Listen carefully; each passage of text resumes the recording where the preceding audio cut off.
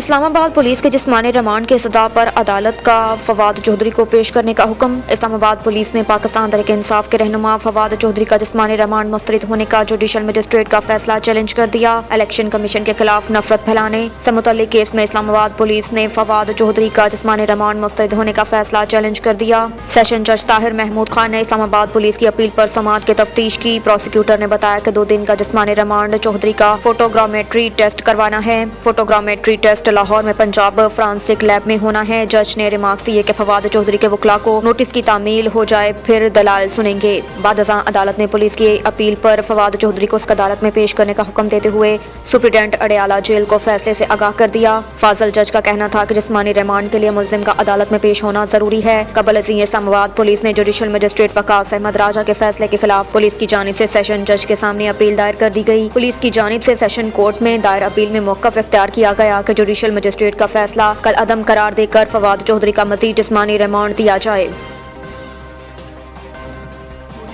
اسحاق ڈار کا عمران خان کو معیشت کے معاملے پر لائیو مناظرے کا چیلنج۔ وفاقی وزیر خزانہ اسحاق ڈار نے چیئرمین تحریک انصاف عمران خان کو معیشت کے معاملات پہ لائیو مناظرے کا چیلنج دے دیا۔ اپنے ویڈیو بیان میں اسحاق ڈار نے کہا کہ عمران خان آئیں مجھ سے مناظرہ کر لیں۔ عمران خان بار بار غلط بیانی اور جھوٹ بول رہے ہیں۔ حکومت عمران خان کی لائی ہوئی تباہی کو ٹھیک کر رہی ہے۔ حکومت کے پاس 2 راستے تھے، سیاست بچائیں یا ریاست بچائیں۔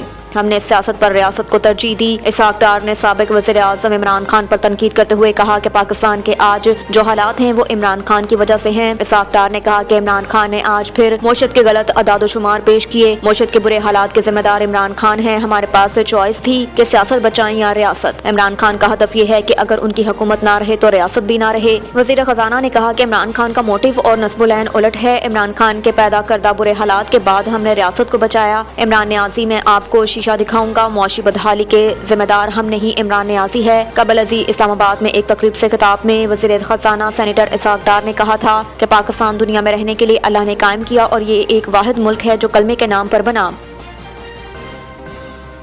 ملک بھر میں بارش اور برف باری کا نیا سلسلہ آنے کا تیار۔ کراچی میں بھی بوندا باندی کا امکان۔ ملک بھر میں بارش اور برف باری کا نیا سلسلہ آنے کو تیار ہے۔ رپورٹس کے مطابق بلوچستان میں آج سے مغربی ہوائیں داخل ہونے کا امکان، جبکہ جیکب آباد اور کمبر شہداد کوٹ سمیت سندھ کے مختلف اضلاع میں ہفتے اور اتوار کو ہلکی بارش متوقع ہے۔ کراچی میں بھی یکبستہ ہواؤں کا راج۔ اتوار کو چند مقامات پر بوندا باری کا امکان ہے۔ دوسری جانب چالاس میں وقفے سے برف باری کے باعث رابطہ سڑکیں بند ہو گئی۔ کوئٹہ میں بھی سردی کی شدت کم نہ ہو سکی۔ شمالی بلوچستان، خیبر پختونخوا اور آزاد کشمیر میں بارش اور برف باری کے بعد موسم شدید سرد ہے۔